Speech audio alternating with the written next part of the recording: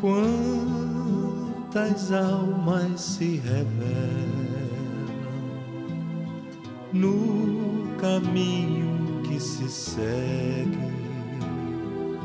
quanta alegria em tantos lábios que pedem,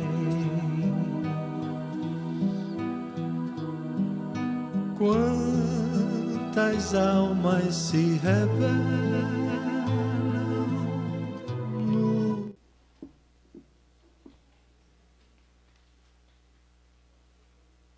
Pedindo a proteção de Jesus para as nossas atividades do dia de hoje.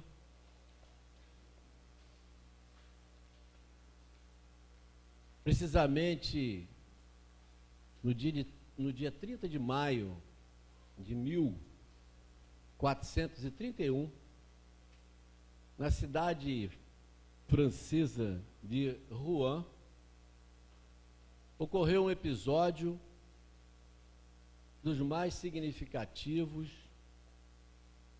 da história da humanidade, da história da religião e da história da mulher. Nesta cidade medieval, uma moça de cerca de 19 anos é levada à fogueira e queimada em nome da ortodoxia, em nome do pensamento oficial do cristianismo que os homens elaboraram em desencontro com a mensagem do Cristo. Trata-se, ou tratava-se, de Joana d'Arc, a chamada donzela de Orleans, que com 17 anos saiu da sua pequena cidade de Dom Remy, analfabeta, mas imbuída de um sentimento à época extraordinário. Nesse século, a Inglaterra dominava a França na chamada Guerra dos 100 Anos, e o território francês estava mais de sua metade dominado pelos interesses do governo do Império Inglês. E o chamado Delfim, Carlos, estava impotente. E é uma moça que, num século extremamente pautado pelos interesses do elemento masculino, é uma moça que vai liderar um exército de homens inspirada pelas suas vozes, que ela denominava identificar como Santa Catarina, Santa Margarida e São Miguel, que ele afirmavam através dessas vozes, das vozes dos chamados santos, que ela tinha a missão de liberar o território francês do jugo inglês. E Joana d'Arc, confiante neste anúncio divino, que nós hoje, pela doutrina espírita, podemos identificar uma mediunidade extraordinária, ela logra convencer aqueles nobres, aqueles homens habituados ao jogo e ao exercício da guerra, e vai procurar o então Delfim, o futuro rei Carlos, dizendo que a França não estava perdida. E ela, Joana, a princípio desacreditada, tinha o dever de salvar, liderar a salvação da França. O rei, ou o futuro rei, de início descrente, vê que aquela busca, aquele interesse muito forte, aquele empenho de Joana, e acaba concordando em recebê-la. Mas, para testar a validade da veracidade da sua proposta, a recebe num salão rodeado de pessoas da nobreza e fica ali no meio, oculto, e manda que aquela mocinha analfabeta do interior da França adentrasse ao recinto. E Joana d'Arc entra e, sem a menor dificuldade, localiza o Delfim Carlos e ajoelha-se perante a ele e diz que ele não poderia hesitar em ser o rei, o líder dos franceses, e ela vinha, em nome de Deus, trazer a vitória à França. Essa demonstração extraordinária de confiança, de fé, de empenho, de fidelidade e de veracidade vai contaminando os franceses e vem navegando numa onda, podemos dizer assim, de uma velha profecia que dizia, de tempos muito recuados, que em momentos difíceis a França seria salva por uma moça da região da Lorena, exatamente de onde Joana vinha. E nesse conjunto de circunstâncias, a Joana entrega a liderança do exército francês completamente desacreditado, dividido, e em menos de um ano, Joana logra inverter a situação e aqueles potentados ingleses começaram a debandar tão somente diante daquela figura, podemos imaginar, montada em um corcel, com uma vestimenta de guerra, defraudando um estandarte, no qual ela mandara escrever o nome de Jesus e de Maria. Esse fato, essas circunstâncias, levam à vitória dos franceses. A cidade de Orleans é libertada e Joana preside, vamos dizer assim, a coroação do rei francês, o chamado Delfim, Carlos VII, restaurando a pátria francesa e viabilizando o que hoje é a França, e nós, particularmente vinculados à doutrina espírita, preparando o advento da chamada doutrina da imortalidade, o Consolador prometido por Jesus. Esse fato único na história da humanidade, que agora, ontem, 30 de maio, fica registrado quase 600 anos em que essa moça, depois de lograr a salvação da França, vai receber a perseguição do pensamento religioso vigente e é condenada como feiticeira, como herege, porque ela jamais renegava que via, ouvia os chamados santos, São Miguel, Santa Catarina e Santa Margarida. E Joana d'Arc é submetida a um processo da então Inquisição e é em nome do Cristo, para nossa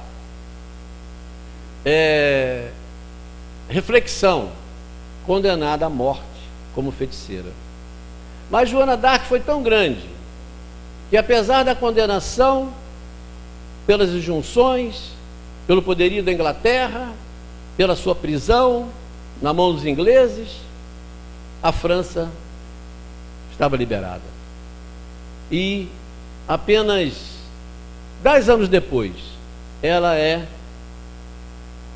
absolvida post-mortem e hoje é a Santa Joana d'Arc, canonizada pela mesma igreja que havia condenado à morte como feiticeira. Esse fato que desejamos lembrar vem a calhar para o tema que nós escolhemos para esta noite, com relação às relações, à participação das mulheres na vida cristã e particularmente com relação às relações que tiveram quando Jesus aqui esteve há 2000 anos atrás. Não podemos esquecer que Jesus vem à Terra trazido pelo ventre de Maria, aquele Espírito que teve a honra de receber o Salvador, o Messias, o enviado de Deus. E Jesus, ao longo da sua caminhada física, do seu crescimento, é cuidado, e Maria, a sua mãe, é aquele Espírito que vai propiciar as condições físicas e espirituais para que o sol da humanidade, momentaneamente ocupando um corpo físico, pudesse trazer a sua mensagem. É muito interessante, aos 8 anos, quando Jesus vai para o templo de Jerusalém com José, Maria, e que quando Maria e José retornam, não por falta daquele menino, e já eram no percurso de quase 3 dias, eles retornam, e a mulher, a mãe, com cuidado natural, vai encontrar Jesus dialogando no templo com os doutores, com os sacerdotes, e ela, com cuidado materno, certamente chama a sua atenção, e Jesus lhe diz que estava cuidando dos interesses do Pai. Mas sabemos nós que Jesus vai adaptando-se à vida da carpintaria, até que possa chegar o momento da sua tarefa pública, obediente, poderíamos dizer, aos conselhos e às preocupações da sua mãe. E é quando Jesus, já aos 30 anos, porque sabemos que aquela época, a mensagem, para ter credibilidade, demandaria ser, primeiro, vertida por um homem. Porque a mulher, à época do Cristo, tinha um aspecto extremamente secundário na sociedade. Era tão somente confiada a tarefa da procriação e da administração do lar.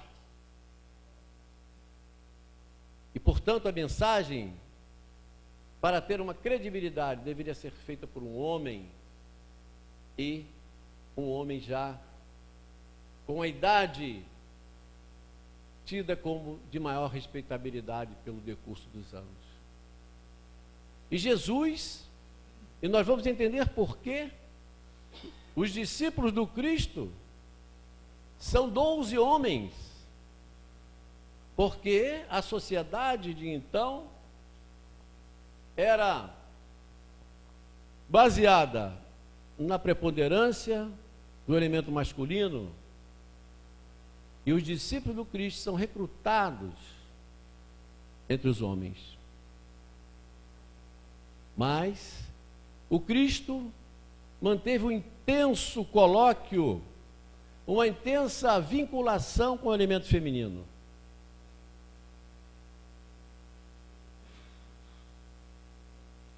Várias passagens do Evangelho reais vão indicar que Jesus também, além de libertar a humanidade, foi particularmente o libertador da mulher.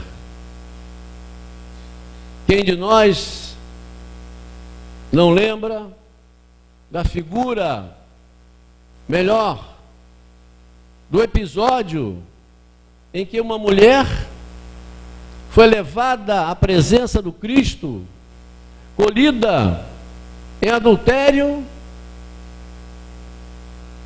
quando a lei mosaica dizia que a lapidação era a pena que a lei determinava. E o Cristo, diante desse questionamento, dessa cilada, apenas diz: aquele que estiver sem pecado, que seja o primeiro a tirar a pedra. E o fato é que ninguém se atreveu a realizar o ato. E o Cristo pergunta à mulher que lhe foi levada: onde estão os teus acusadores? E ela disse: todos se foram, ninguém mais me acusa, nem eu também. Vá e não peques mais. É a primeira manifestação pública do reconhecimento do valor, da individualidade e da responsabilidade do homem, porque nas situações envolvendo as mulheres, porque em todo o episódio evangélico verdadeiro, ninguém procurou saber daquele que a levou ao ato, e muito menos da sua relação com seu marido. E é a doutrina espírita que vem, através da mediunidade, trazer novos esclarecimentos. E através da pena de Divaldo Franco, o espírito Amélia Rodrigues vem a aduzir que aquela mulher refaz a sua vida em outra cidade e passa a ser uma trabalhadora daquela mensagem que lhe libertou, e recebe anos mais tarde o seu esposo, que, reconhecendo a sua participação naquele episódio, jamais teve paz. e posteriormente aquele que a envolvera nas ilusões, nas fantasias, e a ambos socorre anonimamente. De outra feita, Jesus é convidado a um banquete na casa de Simão, o fariseu.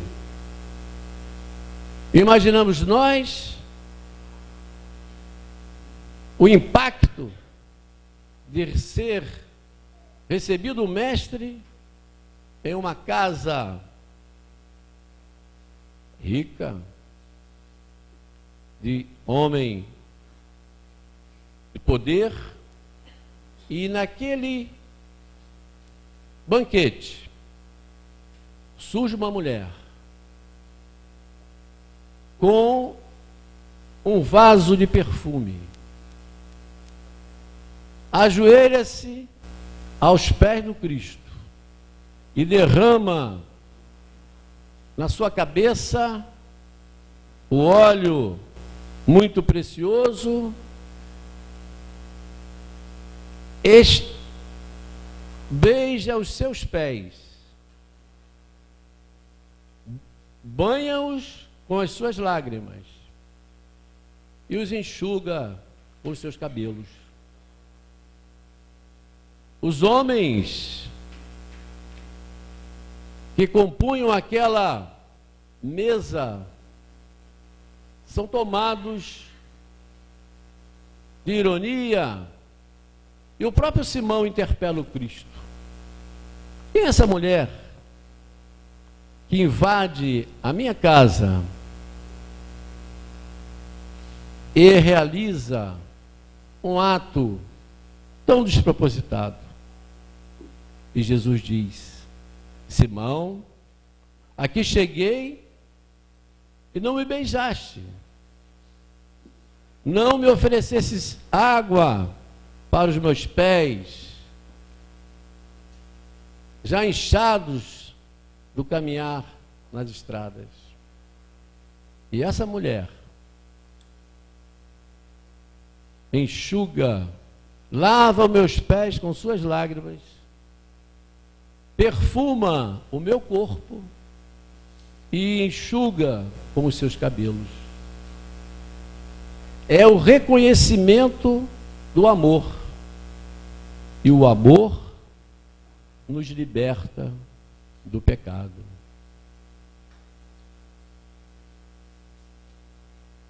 Jesus tem um célebre encontro quando sai da Judéia para a Galiléia, passando pela Samaria,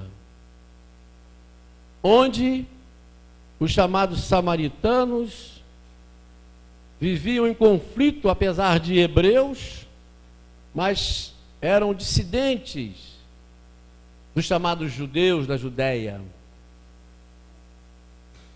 e tinham um culto paralelo, eram inimigos, muito embora fossem filhos de Abraão. E Jesus chega a um poço, os seus discípulos saem para comprar mantimentos, e Jesus está no poço, o chamado Poço de Jacó, e surge uma mulher que ficou na história como a samaritana, e aproximando-se do poço para colher a água, Jesus lhe diz: dá-me de beber. E tão significativa é esse episódio, narrado tão somente pelo evangelista João, no capítulo 4 do seu evangelho, porque não era lícito a um homem falar de público como a mulher, a não ser que fosse a sua esposa ou sua filha, em circunstâncias muito especiais, dentro do quadro de que a mulher vivia numa situação de extrema subalternidade. Era uma infração grave à lei alguém se dirigir, como ainda hoje, em alguns países, ainda a mulher vive sob esse tipo de cerceamento. Dá-me de beber. E a mulher, e é muito interessante essa passagem, porque a mulher, dentro da visão que o Evangelho nos permite, certamente uma mulher ainda jovem, não muito jovem, mas ainda na juventude, uma mulher inteligente, atilada, com uma superioridade de conhecimento, vamos dizer assim, intelectual, de percepção, ela diz para o Cristo, estabelecendo um diálogo quase do mesmo nível. Como tu, sendo judeu, pede a mim, uma mulher samaritana, água? Porque Jesus, ela sabia, era da vivência cultural, social daqueles povos, a absoluta incompatibilidade entre judeus e samaritanos. E Jesus insiste. E ela lhe diz, e ele diz, Jesus, a essa mulher, se você soubesse quem lhe fala, você me pediria uma água, que quem a beber jamais terá sede. E a mulher prática e objetiva diz, dá-me desta água, porque eu não precisarei vir todos os dias ao poço do pai Jacó. E Jesus diz, essa água é a água da vida. Traga o teu marido. E ela diz, não tenho marido. Retruca Jesus. Olha o diálogo da samaritana com Jesus. Traga o teu marido. Não tenho marido. Disseste bem. Já tiveste 5 maridos, e ainda este não é teu marido. E a mulher se espanta. Noto que tu és um profeta. Mas, e ela aí muda um pouco o diálogo. Mas o Messias virá e nos esclarecerá todas as coisas. E aí uma circunstância que me parece relevante. É a primeira vez na vida de Jesus, na sua fase pública, que ele se revela o Messias e diz, o Messias sou eu quem te falo. Jesus não diz diretamente, os seus discípulos mesmos não têm uma certeza cabal. E Jesus diz a essa mulher, sou eu quem te falo. A mulher é tomada, é envolvida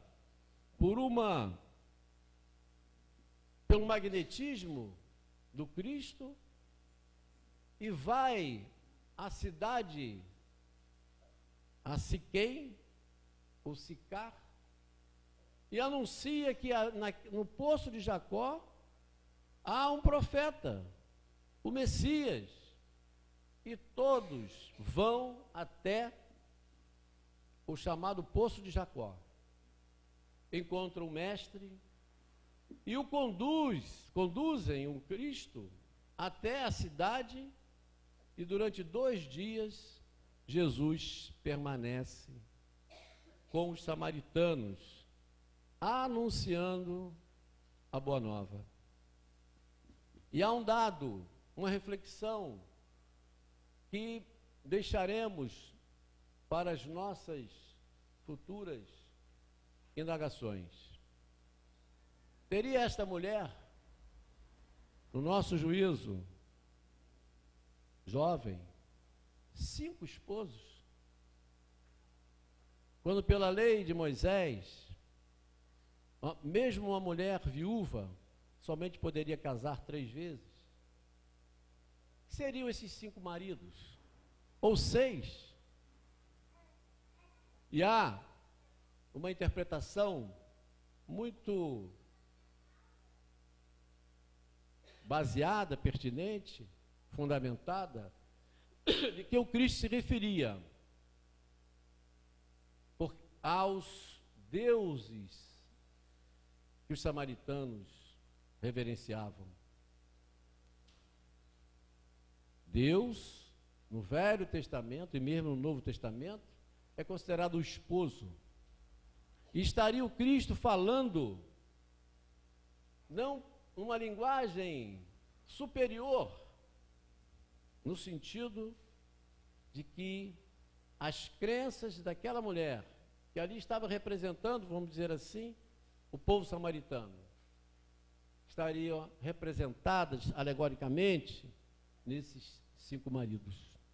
E alguns oradores, escritores de renome, como por exemplo Haroldo Dutra, fazem essa colocação.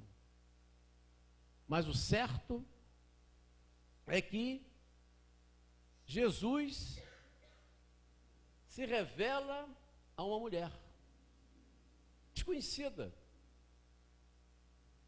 mostrando o seu interesse, que a sua mensagem deveria atingir a todos, mas particularmente colocar a mulher no seu lugar devido, de igualdade perante os homens. E é muito interessante a questão do elemento feminino na trajetória do Cristo, porque nós vamos ver um fato extremamente claro, mas extremamente interessante. Quem são as pessoas que estarão no Calvário ao lado do Cristo? Os seus discípulos, diletos, aqueles que conviveram com Jesus durante, no mínimo, 3 anos, acompanhando a sua trajetória, os seus atos extraordinários, as suas mensagens extremamente profundas? Não. Simão Pedro, o discípulo mais importante, é colhido por umas circunstâncias e ficou muito célebre a famosa negativa de Pedro, porque diante da prisão de Jesus, Simão Pedro reage com a espada e corta a orelha de Malco, aquele soldado dos sacerdotes, a serviço do Sinédrio. E Jesus diz: Pedro, guarda a tua espada, porque aquele que fere pela espada será ferido.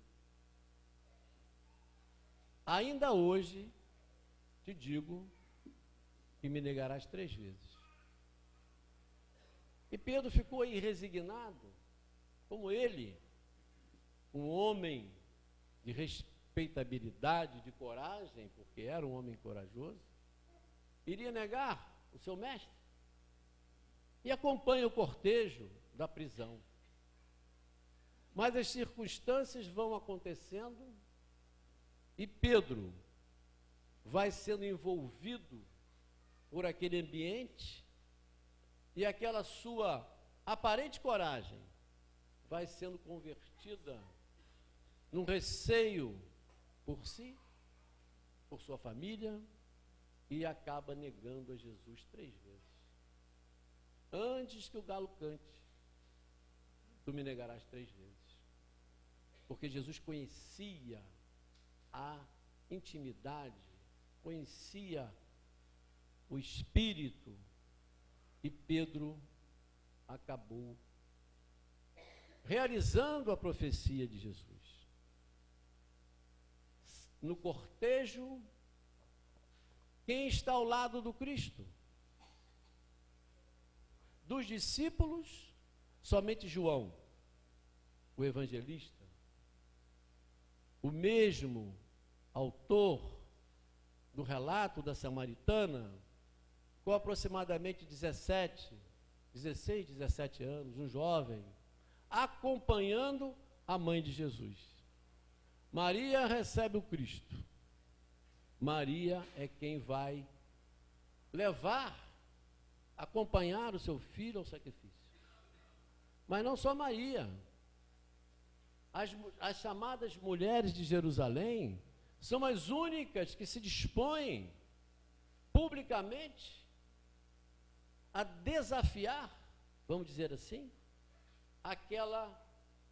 aquele conjunto de circunstâncias, poderíamos dizer nós, de uma obsessão coletiva que fechou, podemos dizer assim, a capacidade de discernimento daqueles homens que somente viam a condenação e a morte de Jesus como resultado a perseguir.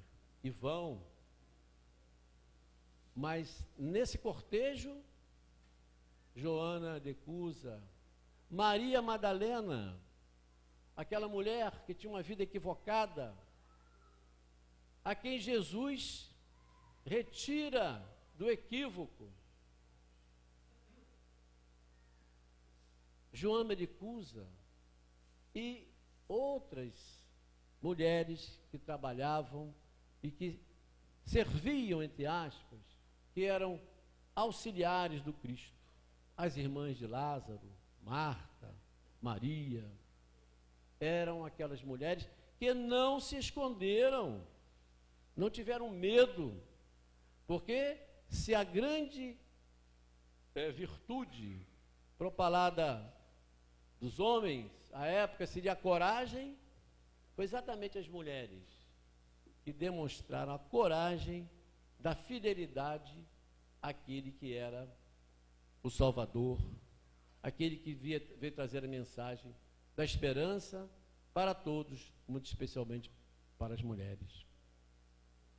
Mas não só essas mulheres, e a doutrina espírita novamente nos vai permitir recordar no livro Há 2000 anos a figura de uma mulher extraordinária, que se chamou Lívia, esposa do senador Lentulus, que era uma dama que vivia em Jerusalém, esposa do senador, e que havia sido agraciada, muito embora romana, com a cura da sua filha, que tinha o que hoje nós chamamos de mal de Hansen, à época, a chamada lepra, que era uma doença tida como talvez uma das mais trágicas, e que hoje, graças à medicina, tem tratamento e perdeu aquele caráter que há anos, naqueles anos tinha. Lívia tinha uma filha com o mal de Hansen. E nada, foram à Palestina buscar socorro pelo clima, e a menina cada dia piorava. Tudo foi feito e nada havia sido conseguido. Até que ela, acolhendo as orientações ou as indicações de uma serva, diz que havia um homem que acolhia todos, não distinguia as classes e curava muitas pessoas. E ela, Lívia, reconhecendo que não podia uma mulher, especialmente a mulher de um senador, de uma autoridade romana, ir procurar o Messias, ela não tinha essa autonomia, ela insiste com o seu marido para que ele procurasse, porque ela tinha certeza que a sua filha ia ser curada. E o senador, relutante, porque como ele da sua condição de senador romano, como ele ia falar com um homem do povo, ademais, uma espécie de um charlatão, um curandeiro, mas cede à insistência da sua filha, da sua esposa, e a sua filha quase morta, é atendida. E Lentulus, o senador, recebe de Jesus a seguinte frase: vieste me procurar à sombra da noite. Bom seria que viesse me procurar na hora mais clara do dia. Mas o que move a tua presença é a fé da tua esposa. Volte para casa que a sua filha está curada. E Lentulus, meio adormecido daquele encontro, sem acreditar muito, mas quando chega a casa, já está a sua filha refeita nos braços da mãe. A alegria de Lívia, extraordinária. E aí nós vamos entender aquela frase de Jesus, que bem-aventurado é aquele que não viu, mas acreditou. Passa-se o tempo e Jesus é preso, condenado, já está no caminho do Calvário. Os amigos de Jesus, Ana, Simeão, pessoas do povo, impotentes, porque todos esperavam que Jesus fosse salvo por um exército de anjos, era o Messias. Jesus abriu as portas do túmulo, curou cegos, leprosos. Como iria ser morto assim? Entregue, segundo a profecia, como um cordeiro. E eles lembram então de pedir a Lívia. Afinal de contas, Lívia era esposa de um senador. E vão à casa de Lívia e pedem a ela que interferisse perante o governador Pilatos, que pudesse salvar. Afinal de contas, qual o crime que Jesus havia cometido? E Lívia fica hesitante, porque lembremos como ela, esposa de um senador, sem a anuência do seu marido, poderia largar a sua condição e ir aos elementos políticos, fazer uma atitude, interferir num processo público. E ela hesita. Mas ao mesmo tempo em que ela hesita, ela lembra de que a sua filha fora curada por Jesus. E entre a razão e o sentimento, ela coloca os dois na balança e o sentimento a orienta. E ela sai de casa sem cuidar das consequências e vai à presença do governador pedir para evitar aquela condenação tão injusta e tão inconsequente.